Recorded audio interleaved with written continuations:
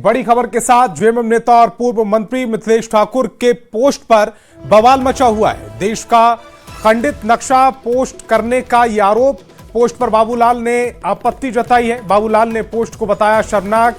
BJP ने मिथिलेश पर निशाना साधा। मोदी का विरोध करते करते देश का विरोध करने लगी है जेएमएम। तस्वीर इस समय आपकी टेलीविजन स्क्रीन पर यह जो पोस्ट नजर आ रही है यह खंडित भारत की पोस्ट है जिसको लेकर अब बवाल मच गया है। जेएमएम नेता हैं और पूर्व मंत्री मिथिलेश ठाकुर जिन्होंने ये पोस्ट किया है और जिस पर अब बवाल है। देश का खंडित नक्शा पोस्ट करने पर बाबूलाल मरांडी ने आपत्ति जताई है। बाबूलाल ने पोस्ट को शर्मनाक बताया। बीजेपी ने मिथिलेश पर निशाना साधा। मोदी का विरोध करते करते देश का विरोध करने का जेएमएम पर आरोप भी लगाया गया है।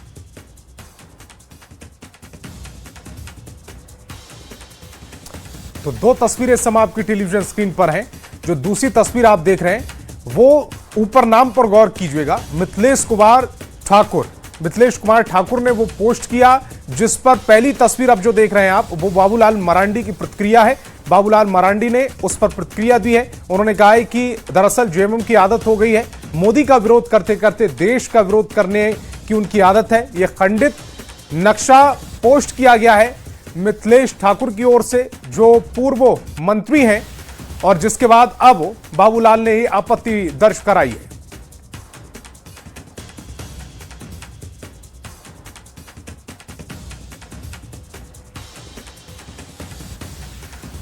झारखंड के पूर्व मंत्री श्री मिथिलेश ठाकुर ने भारत का, हमारे देश का विवादित नक्शा, ऐसा मानचित्र जो संभवतः पाकिस्तान और चाइना जिस पर बिलीव करता है, ऐसे नक्शे को सोशल मीडिया प्लेटफॉर्म पर शेयर किया।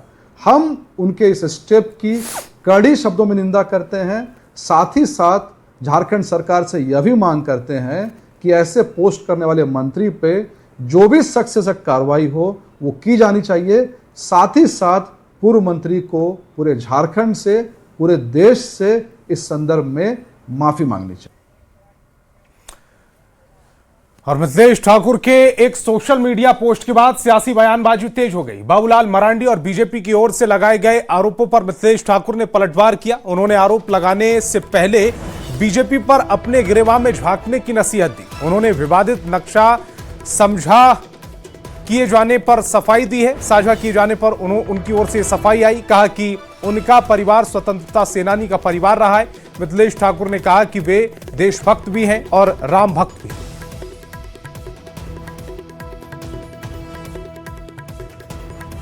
ये इनकी देशभक्ति बहुत अच्छे तरह से दिखती है। और जहाँ तक मेरे ऊपर जो सवाल उठा रहे हैं इनके जो कथित देशभक्त जिसको कहेंगे, हम तो उस परिवार से आते हैं। हमारे अंदर तो वो खून है।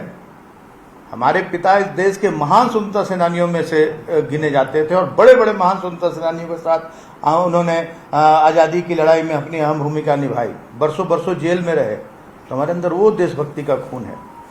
हमें वो पाठ ना पढ़ाएं देशभक्ति का। हम सच्चे देशभक्त हैं और सच्चे राम भक्त हैं, दोनों बात कहेंगे। मिथिलेश ठाकुर की ओर से देश का विवादित नक्शा शेयर करने पर प्रदेश कांग्रेस उनके बचाव में उतर आई। प्रदेश कांग्रेस प्रवक्ता ने कहा कि कई बार सोशल मीडिया पर ग्राफिक्स के कारण इस तरह के नक्शे की गलती हो जाती है, लेकिन मिथिलेश ठाकुर की ऐसी कोई मंशा नहीं रही होगी। कांग्रेस प्रवक्ता ने सीधे बाबूलाल मरांडी पर निशाना साधा। नक्शा जो है वो ग्राफिक का चीज है।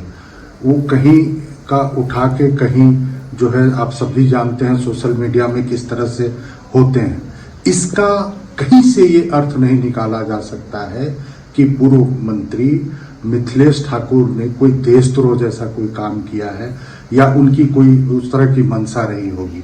ग्राफिक्स में कई बार त्रुटियां होती है। इसको उसी रूप में देखा जाना चाहिए और बाबूलाल मरांडी जी तुरंत उसको जो है दूसरे रूप में जो प्रस्तुत कर रहे हैं, इसकी घोर निंदा की जानी चाहिए। क्योंकि मंशा कहीं से भी ये नहीं है कि जो भारत की नक्शा है वो खंडित रूप। और खबर धनबाद से, जहां तोप चांची नेशनल हाईवे 19 में डीजल चोरों का आतंक देखने को मिला है। ट्रक ड्राइवर चाकू की नोक पर रखकर अपराधियों ने डीजल लूट की है और मौके से फरार हो गए। जानकारी के अनुसार कोटाल अड्डा स्थित रिलायंस पेट्रोल पंप के पास बीती रात गेहूं लदी एक ट्रक खड़ी हुई थी। ट्रक चालक गाड़ी खड़ी कर सो गया। इसी दौरान कार से पहुंचे अपराधी ट्रक से डीजल निकालने लगे। जब चालक की नींद खुली और उसने विरोध किया तो अपराधियों ने धारदार चाकू दिखाकर उसे धमकाया और चुप रहने को कहा। इसके बाद अपराधी ट्रक की टंकी से डीजल निकालकर फरार हो गए। चोरी कर लिया है भाई। कितने की संख्या में लोग आए थे? 4-5 आदमी था। हाथ में कुछ हाथों हथियार थे क्या? लिया था चाकू चूकू। तो आप कहाँ थे उस समय? गाड़ी में थे, बैठे हुए थे, नीचे तेल चोरी कर रहा था। फिर तो मैं कहीं से भाग भूग दिया था। लगभग कितना तेल का चोरी हुआ होगा? गाड़ी में हम तो 70-80 लीटर तेल निकाल लिए हैं। 70-80 लीटर। गाड़ी कहाँ से आ रहा है? गाड़ी आ रहा है कानपुर से। कहाँ जा रहा है गाड़ी? रानीगंज। क्या लोड है गाड़ी में? गेहूँ लोड है। आप कहाँ का रहने वाले हैं? हम औरंगाबाद के। इसका सूचना आपसे थाना में दिए हैं क्या? नहीं दिया। और चाईबासा से बड़ी खबर है। गोवा के ठाकुरा गांव से 3 बच्चे लापता हैं। दर्शना और उसके 2 दोस्त लापता बताए जा रहे हैं। 15 मई से लापता बच्चों का सुराग नहीं मिल पाया। घर से खेलने के लिए निकले थे तीनों। खोजबीन के बाद अब तक कोई सुराग हाथ नहीं लगा है। गोवा थाने में गुमशुदगी की शिकायत भी दर्ज कराई गई है। चाईबासा से दुखद खबर है। गोवा के ठाकुरा गांव से 3 बच्चे लापता हो गए। दर्शना और उनके 2 दोस्त 15 मई से लापता बताए जा रहे हैं। घर से खेलने के लिए तीनों बाहर निकले थे। खोजबीन के बाद भी कोई सुराग नहीं लगा। गोवा थाने में गुमशुदगी की रिपोर्ट भी दर्ज कराई गई।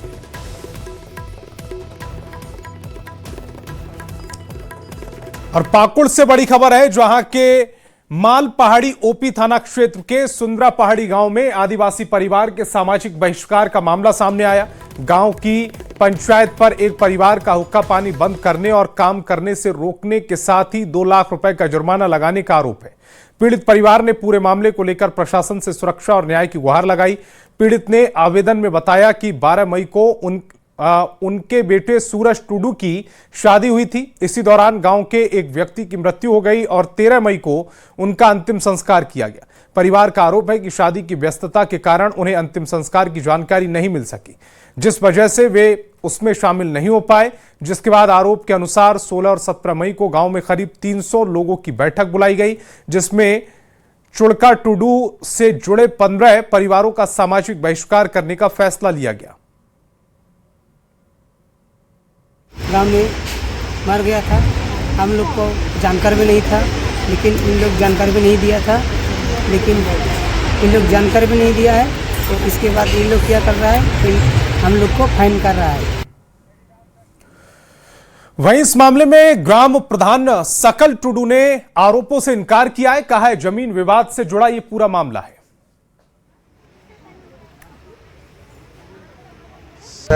सरासर झूठा आरोप है, ये नहीं है। हल्का फुल्का जमीन विवाद था, उसी जगह में सब है। ये गलत है। बहिष्कार जो बोल रहे हैं लोग सरासर गलत आरोप लगाया प्रधान पर। और देवघर के मोहनपुर क्षेत्र में एक दिल दहला देने वाली घटना सामने आई। रिखिया थाना क्षेत्र के चांदन नदी स्थित अंबाटारी शमशान घाट के पास बालू में दफन युवती का शव बरामद किया गया है। युवती पिछले 3 दिन से लापता थी। हत्या के बाद शव मिलने से लोगों में नाराजगी दिख रही है। आशंका जताई जा रही कि युवती के साथ दुष्कर्म के बाद हत्या कर शव को बालू में दफनाया गया ताकि साक्ष्य मिटाए जा सके। पुलिस ने मौके पर पहुंचकर फॉरेंसिक टीम से जांच कराई और शव को पोस्टमार्टम के लिए देवघर सदर अस्पताल भेजा।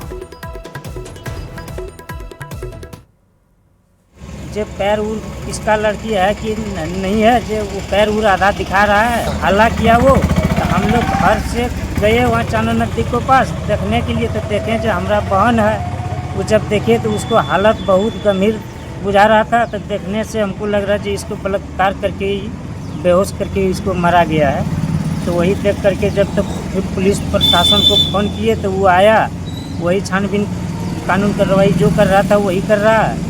तो फिर वो उसी के बाद पुलिस इंस्पेक्टर फलना ये सब आया है। और सिमडेगा से बड़ी खबर है। सहयोग विलेज से 2 नाबालिग फरार हैं। गार्ड को चकमा देकर लड़कियां फरार हो गईं। 8 मई को सहयोग विलेज लाई गई थी लड़कियां। दोनों बच्चियों की तलाश जारी है। सहयोग विलेज की सुरक्षा पर सवाल उठ रहे हैं। सिमडेगा से बड़ी खबर है। सहयोग विलेज से 2 नाबालिग फरार हो गई। गार्ड को चप्पा देकर लड़कियां फरार हुई। 8 मई को सहयोग विलेज में लाई गई थी। दोनों बच्चियों की तलाश जारी है। सहयोग विलेज की सुरक्षा पर अब सवाल उठने लगे।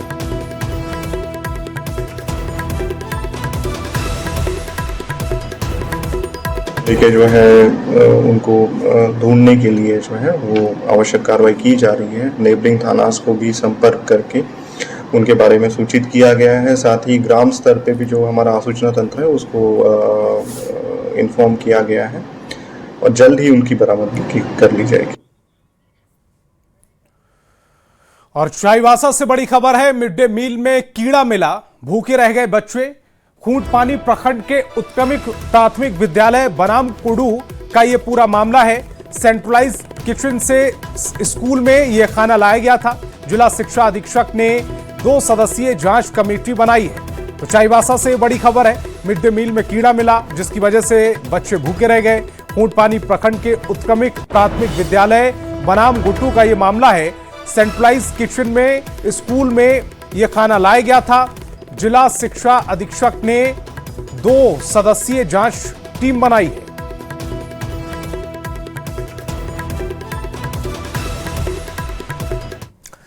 और धनबाद पुलिस को 122 हाईटेक पेट्रोलिंग बाइक मिली है जिससे अपराधियों पर नियंत्रण करने में सुविधा होगी। पुलिस केंद्र में आयोजित कार्यक्रम के दौरान डीसी आदित्य रंजन और एसएसपी प्रभात कुमार ने 112 पेट्रोलिंग बाइक को हरी झंडी दिखाकर रवाना किया। जिले के सभी थानों को 122 अत्याधुनिक बाइक उपलब्ध कराई गई हैं जो अपराध नियंत्रण और पुलिस रिस्पांस टाइम को और बेहतर बनाने में मददगार साबित होंगी। इन बाइकों में सायरन, जीपीएस जैसी अत्याधुनिक सुविधाएं दी गई हैं जिसकी मॉनिटरिंग सीधे पुलिस कंट्रोल रूम में की जा सकेगी। 45 स्टेट ऑफ द आर्ट नई बाइक जिसमें सायरन्स, ब्लिंकर्स, जीपीएस सिस्टम लगा हुआ है वो मुहैया कराया गया है। इससे पहले 70 नई बाइक्स दी गई थी। उससे पहले हम लोग 50 नई बाइक्स जो सिटी हॉक्स को दिए थे। स्कूटी है तो कुल मिलाकर के अभी धनबाद पुलिस के पास 250 के आसपास बाइक्स हैं और ये सभी थाना में डिस्ट्रीब्यूटेड है। समय के साथ हमको लगता है कि बहुत सुदृढ़ हो रहा है पुलिस प्रशासन और जो कोशिश है हम लोगों का क्राइम क्रिमिनल्स का ट्रैकिंग, कंट्रोल और उसके अलावा जो आम जन को एक सुरक्षा का एहसास जो होना चाहिए वो बहुत महत्वपूर्ण है। ऑनलाइन दवा बिक्री के खिलाफ अब केमिस्ट संगठनों ने मोर्चा खोल दिया है। All India organisation of chemist and druggist के आह्वान पर आज देश भर की दवा दुकानें बंद रहीं। जमशेदपुर में भी शहर की तमाम दवा दुकान बंद दिखी हैं। एसोसिएशन के पदाधिकारियों ने बताया है कि उनका ये विरोध ऑनलाइन दवा बिक्री के खिलाफ है। उनका आरोप है कि ऑनलाइन बेची जा रही दवाइयों की गुणवत्ता की सही तरीके से जांच नहीं होती। साथ ही कई बार बिना डॉक्टर के पर्चे के भी दवाइयां उपलब्ध करा दी जाती हैं। उन्होंने ये भी कहा है कि ऑनलाइन दवा से नुकसान पर किसी पर जिम्मेदारी तय नहीं होती है। साथ ही नशीली दवा भी खुलेआम बेची जा रही है जिसका वे विरोध कर रहे हैं। सरकार की नीतियों के खिलाफ हम लोग फूके हैं। जो नीतियां हैं वो आप लोगों को स्पष्ट बतला दूं कि सन 2018 में ऑनलाइन प्लेटफॉर्म को लाइसेंस दे करके बिना रेगुलेशन के, बिना किसी रोकथाम के लाइसेंस के द्वारा दे करके ई फार्मेसी और ऑनलाइन का शुभारंभ किया गया था। इस बीच में आप सभी जानते हैं कि कोविड का जो दौर आया उस समय एक और नोटिफिकेशन GSR 220 निकाला गया जिसमें होम डिलीवरी की सुविधा दी गई। इन दोनों नोटिफिकेशन का हम जिला स्तर से लेकर स्टेट स्तर तक और स्टेट से लेकर देशव्यापी स्तर तक हम लोग बराबर विरोध करते रहे। आज पूरे देश में मेडिकल की दुकानें बंद हैं। दुमका में भी केमिस्ट की सभी दुकानें बंद हैं। ऑनलाइन दवा बिक्री को लेकर AIOCD ने बंद का आह्वान कर केमिस्ट संघ ने दुकानों को बंद किया है। दुमका में शहर की सभी दवा की दुकानें बंद हैं। दवा कारोबार में ई फार्मेसी के बढ़ते प्रभाव को लेकर केमिस्ट संघ ने विरोध जताया है। वो ऑनलाइन दवा का जो व्यापार चल रहा है पूरे भारत में, उसके विरोध में आज हम लोग दवा दुकान बंद किए हैं। लेकिन ऑनलाइन जो है उनका जो व्यापार चल रहा है, एक तो दवा की एफिशिएंसी उससे बहुत कम हो जाती है और मरीजों को सही दवा जो है नहीं मिल पाता है। सिर्फ ऑनलाइन वाले जो है लोगों को भरमाते हैं, कस्टमर को नाना प्रकार का प्रलोभन दे करके वो अपनी प्रोडक्ट को बेचने का प्रयास करते हैं। और ऑनलाइन दवाई बिक्री के विरोध में बोकारो में दवाई की दुकानें बंद हैं। जिला केमिस्ट एंड ड्रगिस्ट एसोसिएशन के आह्वान पर जिले की सभी दुकानों को बंद रखा गया। जिले में लगभग 980 दवा की दुकानें बंद हैं। जिले के लक्ष्मी मार्केट के संगठन के पदाधिकारियों और दवाई दुकानदारों ने धरना भी दिया है। होलसेल और रिटेल का प्रतिनिधित्व करता है, यह एकमात्र यूनियन है और AIOCD के समर्थन में हमारी सारी दवा दुकानें बंद हैं। मांग जहां तक है तो हमने आपको पहले ही बता दिया है जो हमारी मांगे हैं ऑनलाइन के विरुद्ध में। साथ में हमारी मांगे हैं कॉर्पोरेट को भारी डिस्काउंट मिलती है उसके विरुद्ध और नकली दवाओं की रोकथाम के लिए। आज इस बंदी में बोकारो जिला की सभी दुकानें बंद हैं। देवघर में कॉलेज के छात्रों ने भारी विरोध प्रदर्शन किया है। कॉलेज में B.Ed और विज्ञान संकाय को हटाने पर छात्रों ने विरोध प्रदर्शन किया। इसके साथ ही छात्रों ने मुख्यमंत्री हेमंत सोरेन का पुतला दहन किया। नए संकल्प के खिलाफ छात्रों ने भारी नाराजगी देखी गई। छात्रों के कॉलेज प्रशासन के माध्यम से ज्ञापन सौंपा और सरकार से निर्णय पर पुनर्विचार की मांग की गई। छात्र छात्राएं हैं और आज हम सब इसलिए इकट्ठा हुए हैं क्योंकि हम सब क्लस्टर सिस्टम का विरोध कर रहे हैं और जो 4 वर्षीय B.Ed है वो हमारे कॉलेज में लागू किया जाए, जिसको हटा दिया गया है। HRD प्रशासन जो है उनको भेदभाव करने के लिए बंद करने के लिए कह रहे हैं और AS कॉलेज में जो 4 साल का B.Ed कोर्स था उसको लागू करने के लिए कह रहे हैं। B.Ed 4 वर्षीय कोर्स ITEB के तहत जो उसको वंचित रखा गया उसको लेकर पुतला दहन किए और हम लोग की मांगे हैं कि राज्यपाल महोदय से कि यहाँ पे जो B.Ed की कोर्स चल रही है उसको ITEB में शामिल किया जाए और सिस्टम जो है देवघर कॉलेज शिफ्ट कर रहे हैं और साथ में जो वहाँ के PG हो रहा है पोस्ट यहाँ भी साथ में हो रहा है, कॉमर्स में PG हो रहे हैं उसको भी SKM में शिफ्ट कर रहे हैं। तो हम लोग जो आदिवासी छात्र हैं वो हॉस्टल में रहते हैं, हम लोग को वहाँ काफी दिक्कत होगा SKM में जाने में। और रांची के बिरसा मुंडा एयरपोर्ट के लिए बुधवार का दिन सौगातों से भरा रहा। दिल्ली से पहुंचे केंद्रीय नागरिक उड्डयन मंत्री ने रांची एयरपोर्ट परिसर में कई यात्री सुविधाओं का शुभारंभ किया। इसके अलावा एयरपोर्ट परिसर में भी बिरसा मुंडा की प्रतिमा का अनावरण भी किया गया। इस दौरान केंद्रीय नागरिक उड्डयन मंत्री ने बड़ा ऐलान करते हुए कहा कि रांची के बिरसा मुंडा एयरपोर्ट को अंतर्राष्ट्रीय स्तर का बनाया जाएगा। साथ ही यहां से अंतर्राष्ट्रीय फ्लाइट की कनेक्टिविटी भी जल्द शुरू की जाएगी। आपको बता दें कि केंद्रीय नागरिक उड्डयन मंत्री राम मोहन नायडू बुलेट पर रक्षा राज्य मंत्री संजय सेठ के साथ शहर भ्रमण करते हुए रांची एयरपोर्ट पहुंचे और उसके साथ ही एयरक्राफ्ट जब आएंगे उसका पार्किंग के लिए एप्रॉन भी बढ़ाना है, कैट 1 लाइटिंग सिस्टम वो इंफ्रास्ट्रक्चर भी यहाँ पे लगाना है और उस सब काम करने के लिए जमीन की आवश्यकता है। और उसी जमीन में और हमारे उसमें भी हमारे मिनिस्ट्री ऑफ सिविल एविएशन या डिफेंस के साथ, स्टेट गवर्नमेंट के साथ, सबके साथ बैठकर कितना जल्दी उसका काम भी निपटा कर वो काम भी शुरू हो जाए। इन दोनों अगर 300 एकड़ ये और 52 एकड़ ये तो निश्चित रूप से एक बहुत ईस्टर्न जोन का कोलकाता के बाद सबसे बड़ा एयरपोर्ट रांची हो जाएगा। आपसे यही कहूंगा कि इसकी पूरी समीक्षा होनी चाहिए और आप आए हैं तो एयरपोर्ट निश्चित तौर पर डेवलप होगा। आप इसका यहाँ के बाद इसका पूरा ब्यौरा बना करके आने वाले समय ये रांची याद रखे कि राम मोहन रेड्डी जी के आने के बाद अभूतपूर्व परिवर्तन रांची का एयरपोर्ट हुआ। और हजारीबाग के सुदूरवर्ती गोसी गांव की महिला किसानों ने आत्मनिर्भरता की दिशा में एक महत्वपूर्ण कदम उठाया है। उन्होंने एक सोलर कोल्ड स्टोरेज का निर्माण किया जिससे वे अपने कृषि उत्पादकों को सुरक्षित रख पा रहे हैं और अपनी आमदनी बढ़ा रहे हैं। ये पहल ग्रामीण क्षेत्रों में बदलाव का प्रतीक बन रही है। कटकम सांडी प्रखंड के टांड पंचायत स्थित गोसी गांव में परिसखी मंडल नामक 12 महिला सदस्यों के समूह ने इस कोल्ड स्टोरेज को तैयार किया है। करीब 6 टन क्षमता वाला ये सोलर कोल्ड स्टोरेज में टमाटर, गोभी, शिमला मिर्च, गाजर, करेला, बैगन, मोदी परवल समेत अन्य सब्जी एवं फलों को सुरक्षित रखने का माध्यम बन गया है, जहां किसान प्रतिभा 35 से 40 हजार रुपए प्रति माह कमा रहे हैं, जिससे महिलाएं सशक्त और आत्मनिर्भर बन रही हैं। 15 दिन रखते हैं तो यहाँ से मार्केटिंग ले जाते हैं, तो इससे अच्छा फ़ायदा होता है। मतलब घर परिवार बच्चा लोग के सबके मतलब देखभाल अच्छा से होता है इससे। अब ये सब सिस्टम ठीक अच्छा लग रहा है भैया, इससे फ़ायदा हुआ। प्लेट लगवाने से बिजली का समस्या हल हो गया और जो सब्जी पहले ख़राब हो जाता था वो सब्जी यहाँ रखने से अच्छा रहता है और रखने के बाद वो बिकता है तो आय में बढ़ोतरी होती है। गोसी ग्राम में ये solar cold storage 5 metric ton का लगाया गया है, जो कि सोलर से ही संचालित होती है और इससे किसान लोग जो भी फसल है इसको जो बर्बाद होता था वो लोग यहाँ रख करके बोला अपना फसल बचा रहे हो, अपना आय में वृद्धि कर रहे हैं। सोलर सिस्टम के माध्यम से सिर्फ शहर ही नहीं बल्कि गांव भी बदल रहा है। हजारीबाग जिले के एक सुदूरवर्ती गांव में पहुंचे हुए हैं और आपको एक तस्वीर दिखाना चाहेंगे कि यह ग्रामीण क्षेत्र में एक सोलर कोल्ड स्टोरेज बना हुआ है और यहाँ के किसान जो है इसी कोल्ड स्टोरेज के भरोसे जो है लाखों रुपए आमदनी अर्जित कर रहे हैं।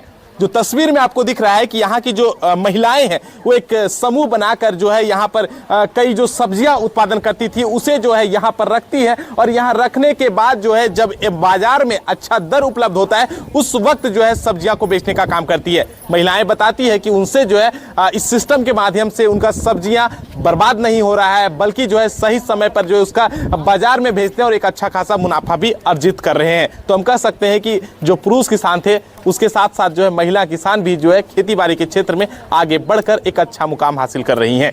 सुशांत सोनी, न्यूज़ 18, हजारीबाग।